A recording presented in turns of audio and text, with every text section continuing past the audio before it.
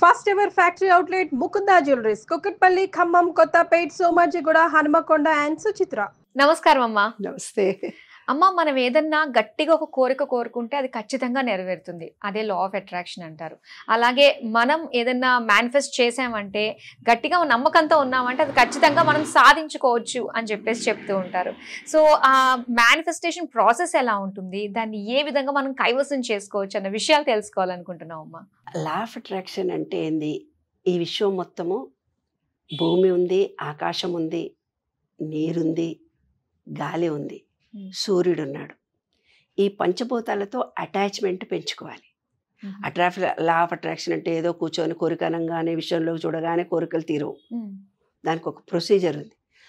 మన పంచభూతాల్లో ఉన్నటువంటి 7 ఉన్నాయి. మూలాధారము, స్వాదిష్టం, మణిపూరకం. అందులో అవి క్లోజ్ కనుక ఉంటే మ్యానుఫ్యాక్చర్ చేసిన కోరిక తీరదు. అవి ఓపెన్ కావాలి. ఈ విశ్వంలో పంచభూతాలు ఏవైతే సూర్యుడికి కనీసం సూర్యుడిని తగలాలి, సూర్యకిరణాలు నీకు. పొద్దున్నే లేస్తారు, వాట్సాప్ లేస్తారు, కారులో కూర్చుంటారు, ఆఫీస్కి వెళ్ళిపోతారు, ఏదో ఉద్యోగం చేస్తారు, మళ్ళీ అక్కడ ఏ క్యాబ్ ఎక్కుతారు, ఇంటికి వెళ్తారు. సూర్యుడు ఎప్పుడు అస్తమించాడో ఎప్పుడు ఉదయించాడో మీకు తెలియదు.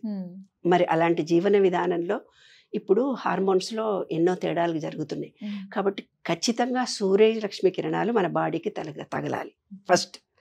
తర్వాత భూమిలో చెప్పులు లేకుండా కాళ్ళు భూమి మీద తగిలి ఉండాలి.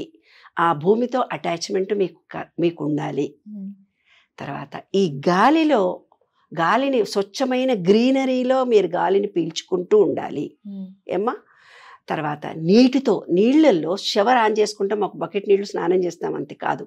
ఏ సముద్రంలోనో ఏ నీటి ప్రాంతంలో బాడీని మొత్తం నీళ్ళల్లో ఉంచి, నీళ్ళల్లో మీరు అప్పుడప్పుడన్నా కనీసము ఒక 20 మినిట్స్, వారంలోనన్నా ఒక 20 నిమిషాలు స్విమ్మింగ్ పూల్స్లో వెళ్ళి ఈత రావాల్సిన అవసరం లేదు. నీళ్ళల్లో కూర్చొని వచ్చినా చాలు. నీళ్ళల్లో మీరు కూర్చొని ఏ కోరిక కోరుకున్నా తీరుతుంది అంటారు. నీళ్ళు స్విమ్మింగ్ పూల్లో కూర్చొని ఏ కోరిక కోరుకున్నా తీరుతుంది. ఈ గాలి నీవు తీసుకొని ఈ విశ్వంలోకి మన బ్లాక్స్ ఉండకూడదు. ఈ విశ్వంలో ఉండి సూర్యుడి మీద వీటన్నిటి మీద ఒక కృతజ్ఞతా భావం ఉండాలి. కృతజ్ఞతా భావం ఎలా ఉండాలి? కృతజ్ఞత భావం చాలా ఉంది అని చాలామంది చెప్తారు. ఉద్యోగాలు రావు, మాకు అది రాదు, ఇది రాదు. ఎందుకు రాదు? వాళ్ళ కృతజ్ఞతా భావం అంటే నిత్య జీవిత వ్యవహారిక జ్ఞానంలో ఉంది. కానీ చెప్పులు తీసుకుపోతారు, ఇడుస్తారు, అక్కడ పడేస్తారు. డబ్బులు తుడుచుకుంటారు, అక్కడ పడేస్తారు. బాత్రూమ్ పోతారు, నీళ్లు పోయకుండా వస్తారు. అంటే బాత్రూమ్కి పోయిన తర్వాత బాత్రూమ్కు నీళ్లు పోయకపోతే అది నువ్వు చేసిన పాపమే కదా. వేరే నెక్స్ట్ పర్సన్ వస్తే అన్ఈజీగా ఫీల్ అవుతాడు. ఇంకొక మనిషికి నీవు దాని మీద కృతజ్ఞత ఉంటే నీళ్లు పోస్తావు. Thanking nature. చెప్పులు వేసుకున్నావు, చెప్పులు లేకపోతే నడవలేము. 15 చెప్పులు ఉన్నా కూడా విసిరి పడేస్తాం ఇంటికి పోయి.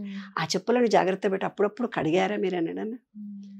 ఇల్లంటూ ఉంది ఆడవాళ్ళకి. ఇల్లును ఊడ్చి తుడిచి అద్దిలే కదా ఉండని అని ఇడిచిపెట్టేస్తే వాళ్ళకి సొంత ఇల్లు రానే రాదు. ఎందుకంటే భూదేవికి వాళ్ళు ఎప్పుడు సేవ చేయలేదు. కాబట్టి ఇల్లు పరాయిదైనా కూడా ఒక స్థలంలో కూర్చున్నా దాన్ని శుభ్రం చేస్తే ఈ విశ్వం రికార్డు చేస్తుంది నీ బిహేవియర్. నీ కృతజ్ఞత అంటే ఇది. ఒక అమ్మ పెంచి పెద్ద చేసిన అమ్మతో ప్రేమగా ఉండాలి. పిల్లలు ఎంతో చేశారు, ఒక గురువులు ఎంతో చేశారు అంటే ప్రతి దాని మీద ఒక కృతజ్ఞతా భావం ఉండాలి. ఈ విశ్వంలో ప్రతి వస్తువును మనసారా ప్రేమించగలగాలి. ప్రేమిస్తూ ఉన్నప్పుడు ఆకులు మాట్లాడతాయి నాన్న నాతోటి, పువ్వులు మాట్లాడతాయి. ఆకాశంలో మబ్బులు వద్దు అంటే కూడా మనం శాసించుకోవచ్చు. నాకు ఇప్పుడు ఎండ కావాలంటే ఎండ, వాన మా మీద పడొద్దు అంటే పడదు. అంత ఇదిగా విశ్వాన్ని మనసారా ప్రేమించాలి. ప్రతి ఒక్క విషయం మీద ఒక కృతజ్ఞతా భావం కలిగి ఉండాలి. మన కష్టాలు వచ్చినప్పుడు అవే రిపీటెడ్ థాట్స్ రాకుండా ఉండడానికి ఈ విశ్వంలోకి వెళ్ళిపోయి ఈ విశ్వానికి నువ్వు చెప్పుకోవాలి, నాకు చాలా ఎన్ని కష్టాలున్నాయి, ప్లీజ్ తీరిపోయింది నాకు ఇవాళతోటి, ఇంకా నేను ఎవరికి చెప్పను. ఎవరికన్నా చెప్తే జపంలాగా అది రిపీటెడ్ అయిపోయి నీకు మళ్ళీ నెగిటివ్ ఎనర్జీ వస్తుంది నీకు తిరిగి.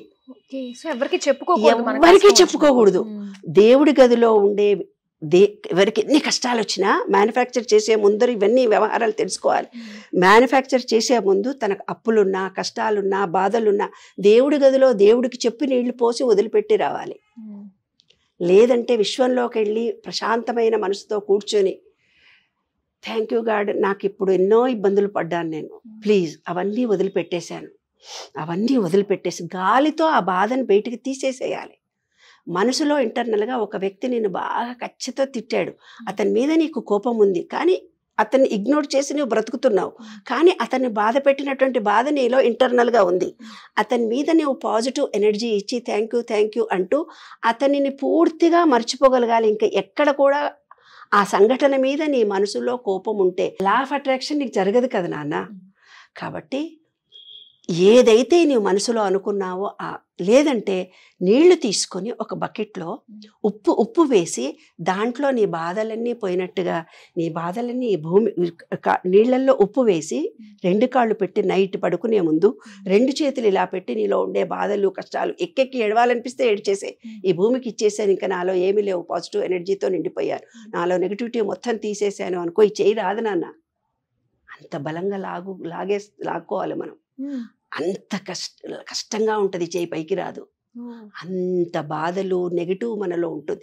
అవన్నిటిని తీసేసి ఈ విశ్వంలో ప్రతి ఒక్క దాని మీద కృతజ్ఞత కలిగి ఉండి ప్రతి ఒక్క మనిషిని ఎక్స్క్యూజ్ చేసి I'm accepting everyone as they are, వాళ్ళు ఎలాగున్నారో వాళ్ళని యాక్సెప్ట్ చేస్తున్నాను అనుకుంటుండాలి. అనుకుంటూ ఉంటేనే తప్ప నువ్వు పాజిటివ్ ఎనర్జీని ఇంకొకటి ఏంటంటే మనం పుట్టినప్పటి నుంచి కొన్ని భావాలు అనుభవాలు వీళ్ళు నెగిటివ్నే కింద పడిపోతావరా, పోలీసులు పట్టుకుంటావరా, దేవుడు హాస్పిటల్కి పోతావరా అంటే చిన్నప్పటి నుంచి నెగిటివ్నే ఇస్తూ వచ్చారు.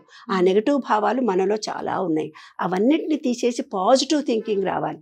పాజిటివ్ థింకింగ్లోకి నీవు ఎలా రావాలి? నీ మ్యానుఫ్యాక్చరింగ్ కావాలి అంటే, అట్రాక్షన్ ఆఫ్ లా నీకు సక్సెస్ఫుల్గా పని చేయాలి అని అంటే నువ్వు పూర్తిగా వాటన్నిటిని ఒప్పుకోవాలి, ఎక్స్క్యూజ్ చేయగలగాలి, యాక్సెప్ట్ చేయగలగాలి. నీలో నెగిటివిటీ అంతా దానికి ఒక మంత్రం కూడా ఉంది, పాజిటివ్ థింకింగ్ పాజిటివ్ వైబ్రేషన్. మా మహిళా మండలి వాళ్ళు చాలామంది నా దగ్గరికి వచ్చి కష్టాలన్నీ చెప్పుకుంటారు.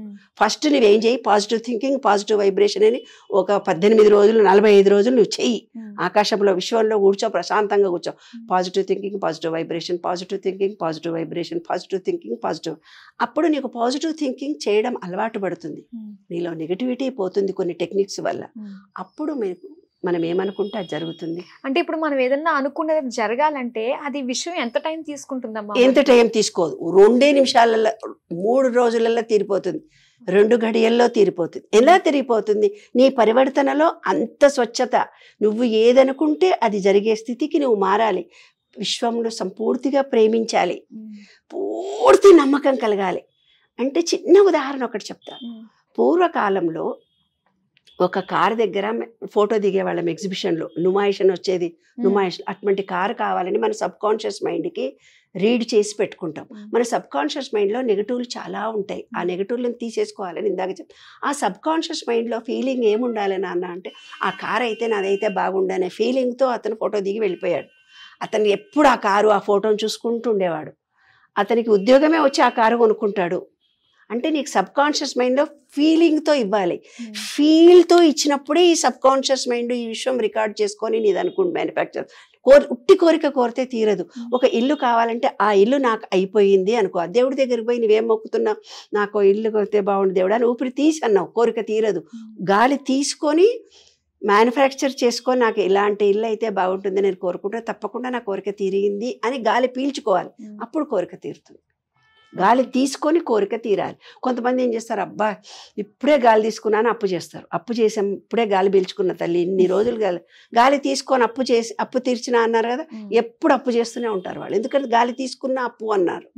దానికి నువ్వు మంచా చెడా తెలియదు, నీ సబ్ కాన్షియస్ మైండ్ ఫీలింగ్ మాత్రమే తెలుసు. నువ్వు ఫీలింగ్ ఎంత రియాక్ట్గా ఇస్తే మన ఎంజైమ్స్లో నుంచి ఆ విశ్వం మొత్తం ఎనర్జీ లెవెల్స్ ఉంటాయి, ఆ ఎనర్జీ ఇమీడియట్గా అట్రాక్ట్ చేస్తుంది.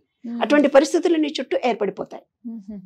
మేనిఫెస్ట్ చేస్తే మన కోరిక తీరుతుంది. మేనిఫెస్ట్ అంటే ఎస్, అంత తొందరగా అంటే విశ్వం అంతా ఎనర్జీతో అవుతుంది. మనం ఒక ఎనర్జీ, ఆ ఎనర్జీ రాగానే నీకు తీరిపోతుంది.